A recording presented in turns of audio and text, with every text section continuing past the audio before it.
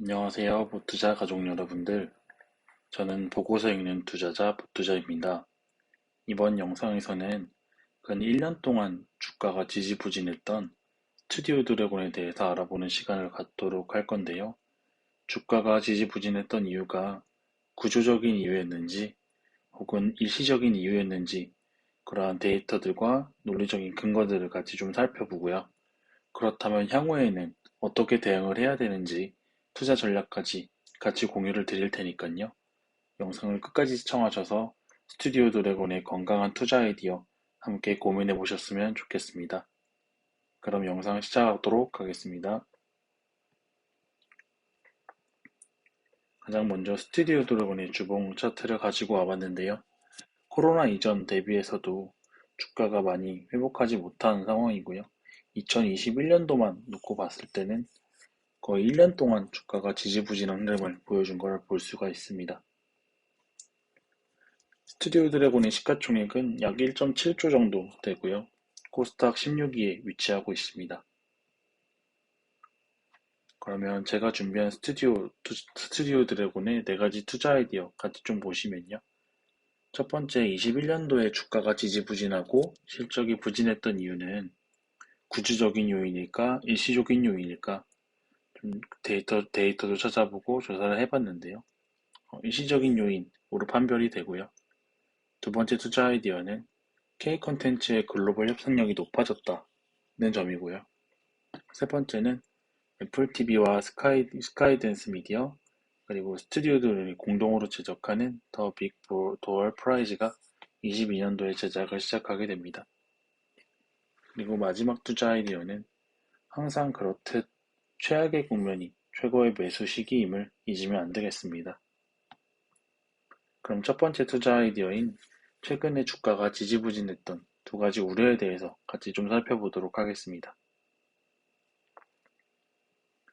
스튜디오 드래곤이 21년도에 실적이 부진했던 이유는 2가지입니다. 첫 번째는 지속적인 편성이 감소했던 부분이고요. 두 번째는 비캡티브가 확대되는 부분이 조금 아쉬웠다. 그런 2가지 이유인데요. 여기서 용어를 좀 간단히 말씀드리면 캡티브라고 하는 거는 계열사 물량을 말하는 거고요.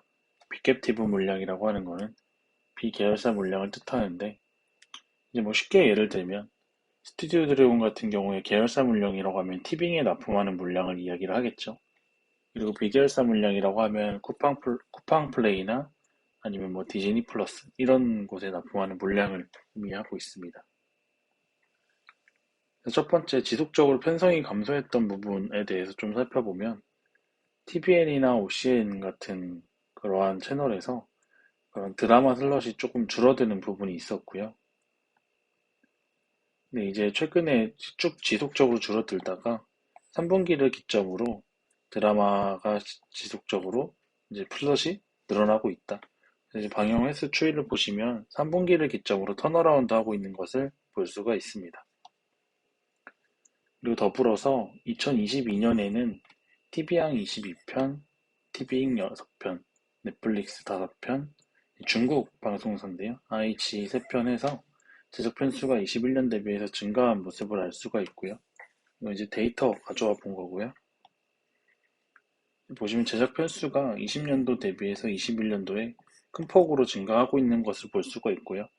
제가 아까 말한 드라마 제작 편수를 합치면 이 정도 되는데 36편 정도 되는 거예요. 그러면 20년도 대비해서 굉장히 큰 폭으로 큐가 증가하고 있는 모습을 볼 수가 있습니다. 그리고 이거는 스튜디오 드래곤이 컨퍼런스 콜에서 이야기를 했던 부분인데요. 당사의 추정에 따르면 YOY로 감소했던 드라마 제작 수가 4분기를 기점으로 증가세로 턴어라운드 했다. 그렇게 회사 쪽에서도 얘기를 해주고 있고요. 이거는 이제 4분기 라인업인데 유미의 세포들 아마 보신 분들도 계실 거예요. 그리고 최근에 이제 불가사할 드라마도 시작을 했는데요. 이것도 되게 재밌더라고요. 저도 되게 재밌게 보고 있습니다. 이거는 번외로 3분기 때 스튜디오 드래곤이 뭐 어떤 드라마를 좀 내놨는지 보면 뭐 악마 판사 저도 재밌게 봤고요. 유미의 세포들도 재밌게 봤고 특히 갯마을 차차차 저는 이제 신미나 되게 잘 재밌게 봤던 것 같습니다. 이 부분은 제가 앞에서 말씀드렸던 백데이터니까요. 한번 읽어보시면 좋을 것 같고요. 두 번째로 이제 비계열사 물량 확대가 좀 아쉬웠는데 이제 그런 부분은 타 경쟁사 혹은 심지어 중소형 제작사 대비해서도 약간 소극적으로 빅캡티브 물량을 확대했다. 이제 그러한 부분들에 있어서 너무 염려하지 않아도 되는데요. 세 가지 이유를 가지고 와봤습니다. 첫 번째는 22년에는 텐트폴 작품, 즉 대작이 한 세 편 정도가 예상이 되어 있고요. 두 번째는 넷플릭스를 2022년에 재계약을 하는데 K 컨텐츠의 글로벌 영향력이라든지 리쿰률이 상승했기 때문에 향후에 실적 가이던스가 올라갈 확률이 굉장히 많다. 그렇게 이해를 해주시면 되겠고, OTT향 제작 편수가 지속적으로 증가를 하고 있기 때문에 아쉬운 비캡티브 확대에 대해서 너무 염려하지 않아도 된다. 그런 메시지를 전달하고 싶었습니다. 그럼 이 세 가지 좀 자세하게 좀 살펴보면 22년도에 이제 대작을 방영하는 게 세 가지인데요. 첫 번째는 드라마 이런 걸로 우리들의 블루스라는 제목으로 드라마를 낼 거고요. 출연은 이병헌, 신민아, 김우빈 등등 유명한 연예인들 나오는 대작입니다. 그리고 판타지 액션으로 아일랜드 나올 건데요. 이다희, 김남길, 차은우 다들 아시는 배우일 거예요. 그리고 마지막 사극 판타지로 환혼이라는 작품이 나올 건데 이재욱, 정수민 출연으로 제작이 될 것 같습니다. 그래서 방금 제가 말씀드린 데이터는 첨부해놨고요. 텐트폴이라는 용어에 대해서 조금 생소하신 분들도 계실 것 같아서요. 제가 네이버 사전에서 용어를 좀 가지고 와봤는데요. 결국엔 대작이라는 말인데 막대한 자본을 투입해서 매우 큰 규모로 만든 영화나 드라마다. 그런 의미로 해석을 해주시면 되고 그냥 편하게 드라마 제작사에서 되게 좋은 배우들 캐스팅해서 돈 많이 들여서 제작하는 드라마나 영화다. 편하게 그렇게 생각을 해주시면 되겠습니다. 그리고 두 번째는 넷플릭스하고 2022년도에 재계약을 하고요. 그런데 그런 상황에서 국내외 판권 리쿰률이 지속적으로 상승을 하고 있다. 이제 리쿰률이라는 용어가 좀 생소하실 것 같아서요. 저도 이런 용어를 쓰기는 싫은데 레포트를 읽다 보면 되게 많이 나올 거예요. 특히 컨텐츠 미디어 쪽 애널리스트 레포트를 읽다 보면 리쿰률이 상승하고 있어서 미디어 컨텐츠 업종의 증권사 실적 가이던스에 긍정적인 영향을 미치고 있다. 이런 문장에서 이제 리쿰률이라는 단어가 많이 쓰이는데요. 그래서 일단 저도 설명을 드리기 위해서 리쿰률이라는 단어를 가지고 와봤습니다.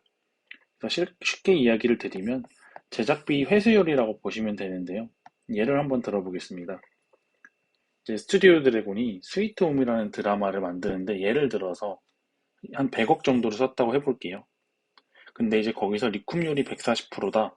이렇게 얘기를 되는 거. 이렇게 이제 140%다 얘기가 되면 제작비 회수한 게 140억이기 때문에 한 40억 남았다. 그렇게 이해를 해주시면 되고요. 이 부분이 굉장히 긍정적인데 2015년에서 16년에는 이제 K 드라마 제작사에서 리쿰률이 한 100에서 140% 정도가 됐어요. 그리고 해가 거듭해서 2017년에서 2020년 쪽 보시면 리쿰률이 올라갔죠. 100%에서 150%로. 그리고 이제 최근이 가장 중요해요, 여기가. 근데 2021년 후에는 140%에서 170%까지 올라갔다는 거예요. 그러니까 이 말은 즉슨 제작비에 비해서 수익이 많이 나고 있고 그것은 결국 K 컨텐츠, K 드라마나 영화의 제작사들이 글로벌 영향력이 확대되고 있다. 그렇게 해석을 해볼 수가 있는 겁니다. 그리고 마지막으로 OTT향 제작 편수가 증가를 하고 있다는 거예요. 이제 쿠팡 플레이라든지 아니면 디즈니 플러스, 티빙, 웨이브를 비롯해서 많은 OTT 플랫폼들이 나오고 있고요. 그런 OTT 플랫폼에서 드라마라든지 컨텐츠, 영화를 가득 채우기 위해서 드라마 제작사에 되게 원래는 기존의 OTT가 갑이었지만 최근에는 이런 OTT 업체들이 많아지면서 제작사들이 어떻게 보면 갑의 위치에 조금 서 있는 그런 역설적인 상황이 됐어요. 이제 그러다 보니까 스튜디오 드래곤 같은 경우에도 OTT향 제작 편수가 좀 지속적으로 증가하고 있는 모습을 볼 수가 있죠.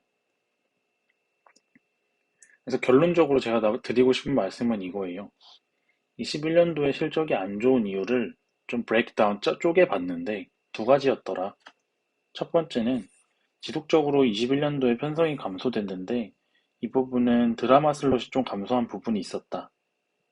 그리고 두 번째는 빅캡티브 물량 확대가 조금 아쉬웠다.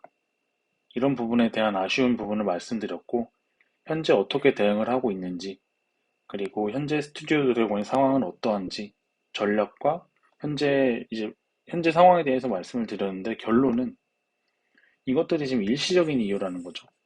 이게 내년에도 안 좋아지고 23년에도 안 좋아지고 24년에도 안 좋아져서 향후에 구조적으로 실적이 꺾이는 그러한 악재 그리고 나쁜 상황으로 가는 게 아니라 그냥 이거는 이번에 일시적인 이유이기 때문에 이러한 악재를 바라봤을 때 이게 이렇게 일시적인 악재로 많이 빠졌을 때 내가 접근을 긍정적인 시각으로 접근을 해야 되느냐 아니면 구조적인 악재이기 때문에 정말로 이 기업에 대해서 보수적으로 봐야 되느냐에 대한 판단을 하기 위해서 첫 번째 투자 아이디어를 가져와 봤고요. 저의 판단은 일시적인 이유라는 거예요. 그리고 제가 일시적이라고 생각하는 데에 따른 논리적인 근거들이랑 데이터는 여기 PDF 파일에서 넣어 놨으니까요. 다시 한번 보시면 좋을 것 같고요. 그리고 두 번째 투자 아이디어는 한국의 콘텐츠 기업들의 글로벌 협상력이 높아지고 있다는 거예요. 이제 전에도 말씀드렸지만 리쿰률이 지속적으로 높아지고 있다는 것 자체가 글로벌 협상력이 높아지고 있다는 것에 대한 반증이 되는 것이겠죠. 그런 걸 보시면 최근에 오징어 게임 보신 분들 많을 거예요. 저도 굉장히 재밌게 봤고 시사하는 바도 크다고 느껴졌어요. 그리고 마이네임이라든지 지옥 뭐 이런 콘텐츠들이 글로벌리 흥행을 하면서 K 콘텐츠의 글로벌 협상력이 높아지고 있다라는 부분에 대해서 부인하실 분들은 많이 없을 거라고 저는 생각을 하고 있습니다.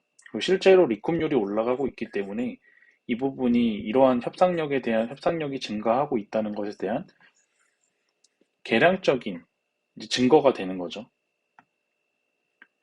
그리고 또한 이제 당사로 좀 좁혀서 보게 되면 빈센조나 갯마을 차차차 같은 게 방영이 끝난 다음에 아시아 지역에서 가장 높은 시청률을 지금 보여주고 있고요. 스위트홈은 이제 넷플릭스에서 미국 시청률 3위까지 올라온 부분이 있습니다. 마지막으로 이게 아마 가장 중요할 수도 있는데요.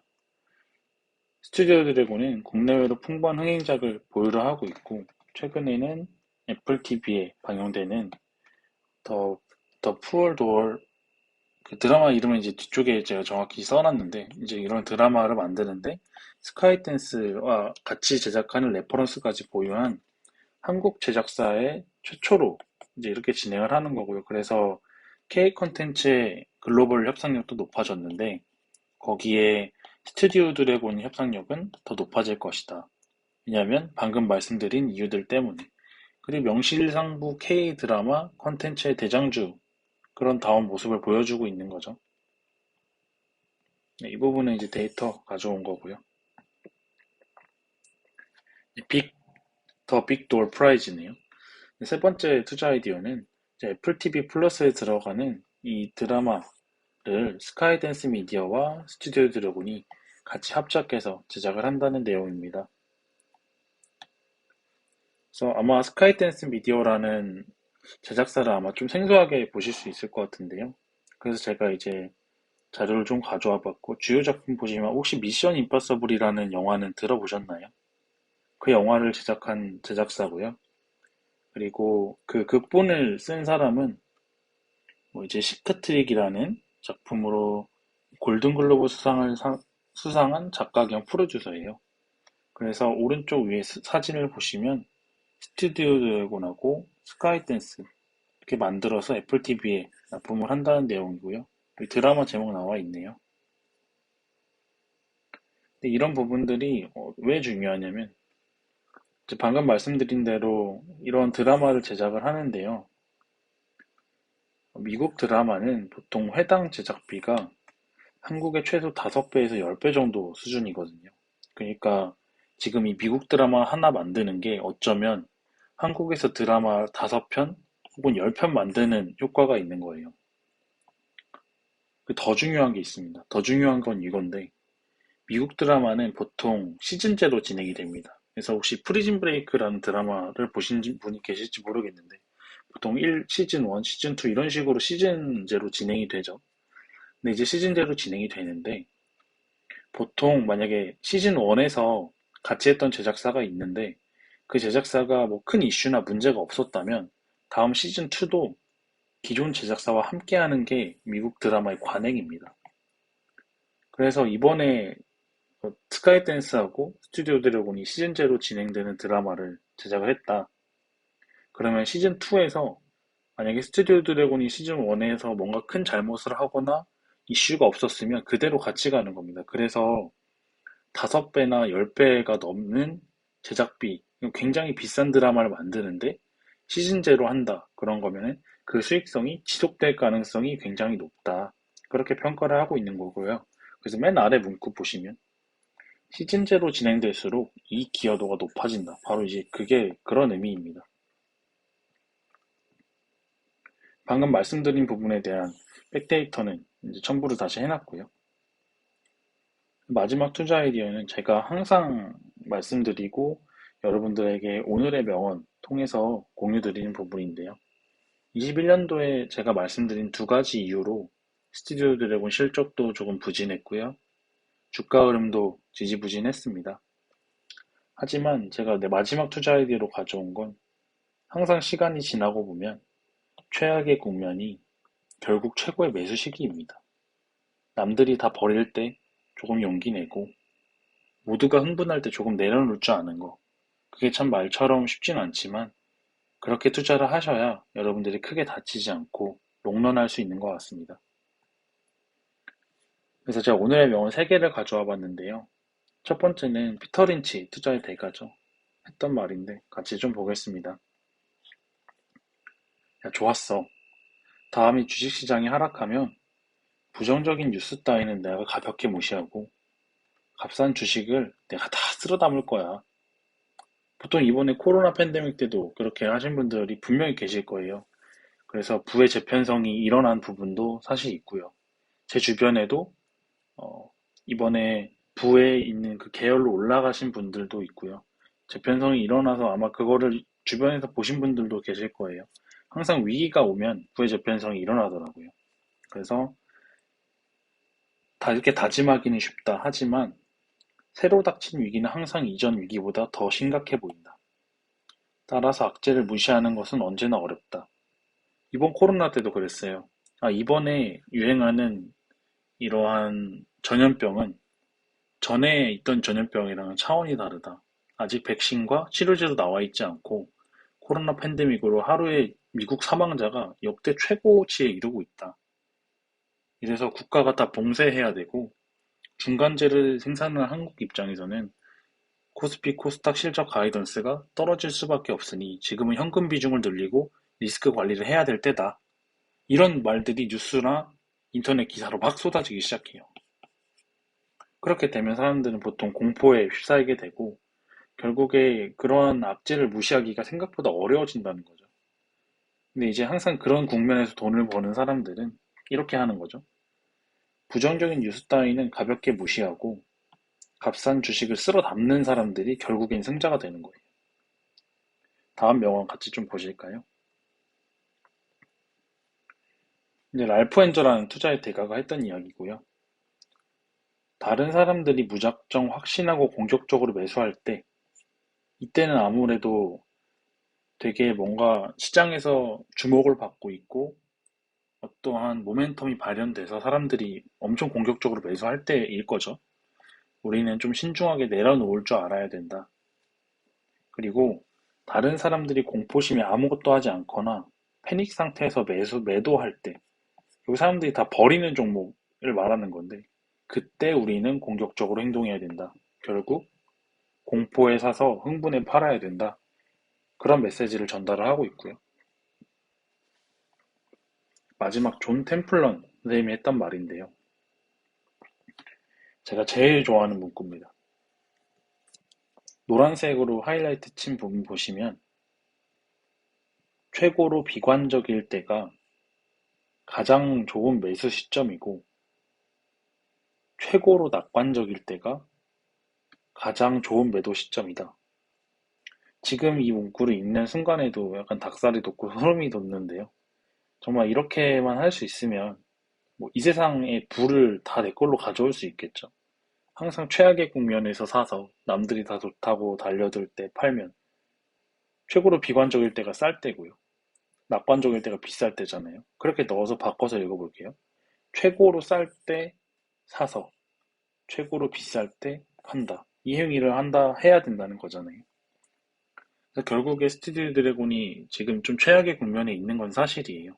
왜냐면 실적 가이던스가 떨어지고 있고 그러한 것들 때문에 보통 이제 증권사 목표 주가가 다 낮춰지고 있고 시장에서도 조금 보수적으로 보고 있는 게 사실이니까요. 그런데 그 악재가 일시적인지 구조적 악재인지 조금 사리분별할 필요가 있을 것 같고요. 남들이 다 버릴 때 용기를 좀 내보시면 결국에 큰 수익을 얻는 사람들은 공포에 선 사람들이더라고요. 뭐 비단 이 스튜디오 드래곤뿐만 아닙니다. 최근에 디램 가격이 굉장히 많이 떨어져서 반도체 투톱 업체들의 주가가 굉장히 지지부진했는데 그러한 분위기가 시장에서 바뀌는 것은 순식간입니다. 그래서 SK 하이닉스라든지 삼성전자 같은 경우가 디램 가격이 이제 바닥을 찍은 거 아니냐 그런 신호들이 나오고 나서 최근에 굉장히 긍정적인 주가 흐름을 보여주고 있죠. 근데 이제 그 당시에 샀던 사람들이 사실 승자죠. 디램 가격이 계속 바닥을 치고 있어서 이거 실적이 쉽게 올라오지 않을 거야. 그런 이야기들, 그런 뉴스들, 그런 기사들이 시장에서 맴돌 때, 그때 조금 용기 내서 담았던 사람들이 아마 지금 속으로 굉장히 웃고 있을 거예요. 뭐, 이 종목도 마찬가지예요. 만약에 이 구조적 악재면은 사실 접근하면 안 됩니다. 안 되는데, 제가 서치해보고 제가 스터디해본 결과로는 일시적인 요인으로 보이거든요. 그래서 혹시나 제 논리적인 근거들이나 데이터를 쭉 보시고 저의 저의 이야기에 조금 동의가 되신다면 신규로 조금 분할 매수하면서 접근해 보시는 것도 어떨까? 저는 조심스럽게 그렇게 생각을 해보거든요. 근데 이제 제가 이렇게 말씀을 드리는 건 사실 매수 권유는 절대 아니에요. 그냥 저의 논리적인 생각의 플로우, 그냥 논리적인 그냥 흐름들, 생각의 흐름들에 동의가 된다면 뭐 본인이 선택하고 판단해서 그렇게 투자를 진행을 하시면 되고요. 물론 그 투자의 책임과 판단은 오로지 본인의 몫인 거는 잊으면 안 되시겠습니다. 네. 제가 이제 스튜디오 드래곤에 대해서 보는 시각은 좀 긍정적인 시각 위주로 보다 보니까 데이터 수집을 또 그렇게 했을 수도 있는데요. 일단 제 영상과 제 자료도 조금 독립적인 사고를 하시면서 비판적으로 좀 바라보시고 그렇게 봤는데도 조금 동의가 되신다면 뭐 한번 긍정적으로 생각을 해보시는 것도 나쁘지 않아 보입니다. 제가 준비한 영상은 여기까지이고요.